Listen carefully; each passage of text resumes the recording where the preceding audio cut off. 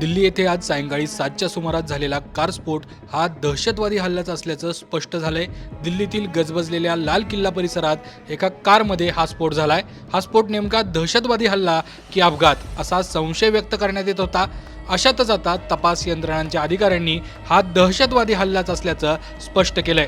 दहशतवाद्यांनी या स्फोटात IED वापरल्याचं देखील समोर आलंय।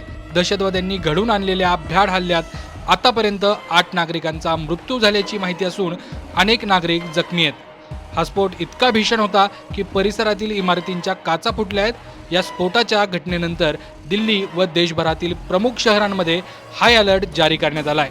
केंद्रीय गृहमंत्री अमित शहा यांनी तत्काळ इंटेलिजन्स ब्युरोच्या प्रमुखांशी संवाद साधलाय।